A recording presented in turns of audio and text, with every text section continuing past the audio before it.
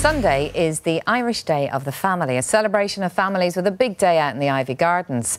But it's also an opportunity to look at the issues affecting Irish families and at the changing makeup of families, with a drive on to broaden the constitutional definition of what is a family beyond the traditional one of mother, father, children. Well, I'm joined now by psychologist Keelin and by Kiernan, who is CEO of the One Family organisation. Thank you both very much indeed for coming in this morning. Karen, first off, what's actually going to happen at the weekend for the Family Day?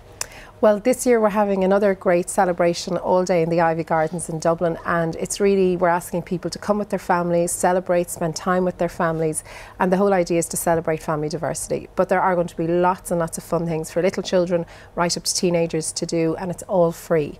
People can bring a picnic or they can get some food there. There's going to be lots of different sports. Yeah, I've been there myself in previous years, and it is good fun. It's great fun, yeah. And the weather is changing. So actually we're going to get some sunshine on Sunday, so people really do need to come. Do you reckon? I heard it this morning on RTE, so I'm believing it. No, but it's great. There's lots of different organisations that work with different kinds of families, so there's some relaxation for parents as well as lots of things for children to do. And it's really about quality, free, fun time with your children or the children in your lives. That's what it's about. Mother's Day and Father's Day don't work for all children. They don't work for all families. So we're really behind Family Day as an idea, and we really want to establish it. Family exactly. Come along. Exactly. Great. We'll come back to diversity in a minute. But first of all, Kiva, I mean, it's actually not an easy time for families, whatever type of family they are at the moment, is it? With the economic situation, there's an awful lot of pressure on families. You have some advice, some basic advice of how to make things a little easier, would you say? Well, I don't know about that, but I suppose the suggestions I would be giving, and PSI backing those suggestions, is around settling into the family life that is. Because very often, like for example, recently I saw a little girl who all her toys were in storage waiting for the rise in the property market. So the advice we would be giving is to people to actually settle into the family life that is. Stop waiting for exams to be over, for such and such a thing to pass, for a stressful time. Family life is messy and it has its ups and downs. And waiting for things to pass, life passes. So live it now, enjoy it now. Enjoy it now. And nobody's perfect, because you do, well, I do anyway, you watch television and you think, gosh, everyone's house is cleaner than mine and children are better behaved than mine. You always think other people have perfect lives and well, I suppose you're just that dealing with the mess. Brings us to the second tip, which is around acceptance of your family as it is, because all families in any size or shape have the capacity to provide what's needed in a family, like love and security and predictability. So the whole myth of ideal family needs to be blasted, really, because so many children don't live in the traditional family of two parents with their biological parents. Many children are being reared, at least 1 in 4 children in Ireland are being reared outside of that.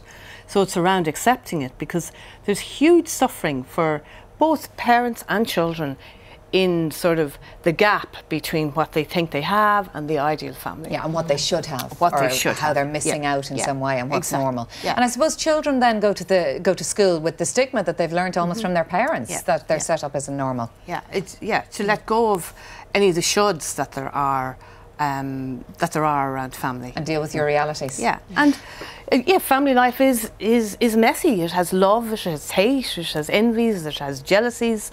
Got lots of laundry. That's my thing. And it has the ecstasies. But Karen, on a more serious note, I mean, your organisation is looking for the Constitutional Convention to look at the makeup of the family. Yeah, we think there's a great opportunity. I mean, obviously looking at the definition of the family hasn't been in their first round, but we are calling on them to look at it, and I think it'll fit well with some of the other topics that they've already looked at, such as same-sex marriage, the role of women in the home, because unfortunately our constitution only gives rights and protection to the marital family. So you've got a whole lot of families, such as Kiva has described, outside of that. And we see from working with diverse families that in fact it does affect people's self-esteem. They feel like they're broken or they're missing something. And that's not good for children, it's not good for parents. So for us it's really about normalising all the different kinds of families. And the constitution, it impacts specifically on some kinds of families in terms of the law, but it also symbolically is hugely important. For 40 years now, our organisation has been saying, look, all kinds of families that children live in need to be respected. So 2013 would be a great time to start a national debate, have this conversation again. The convention is there, they've been doing a fantastic job up to now. So we really hope that they get the resources and the backing to be able to look at it as an issue. And I mean, obviously, practically, as you say, it will make some very significant differences. For example, with same-sex couples, the child has no inheritance rights from the non-biological parent. They're practical differences. What other differences? Can you kind of fill them out a little as to what difference it would make? There was a case a number of years ago with a baby who was up for adoption, and the birth parents wanted her back even though she'd been 2 years with potential adoptive parents. And once those parents got married, she couldn't be adopted and she was returned to them. So that wasn't necessarily a child-centred view, that was a marriage-centred view. There's also... She'd been 2 years with the adoptive family. She'd been 2 years, yes. So constitutionally, a family that's not married, whether there's two parents or one parent, are not a family. They're actually not a family. The only family that's recognised in Ireland is the marital family. And many policy changes and things that we suggest actually have to go, you know, people say, well, it's going to be unconstitutional, it's not going to work with the family definition. Okay. So we need something much broader. And from a psychological point of view, you would support this, I would imagine, yeah? Oh, absolutely, yeah. The children shouldn't feel that there's anything amiss in their lives, and yeah, that all families be supported. Like, what is really needed, my own experience of working with families like the ones that haven't got the traditional makeup, is as long as a mother is held and supported to provide for her child, that's the important thing. We're talking about the nursing triad. Mother or father. Yeah, well, if a mother even is supported by a granny, by an agency, by another, that child, that mother has the capacity to provide for that child. All right, well listen, thank you both very much indeed. Best of luck Sunday.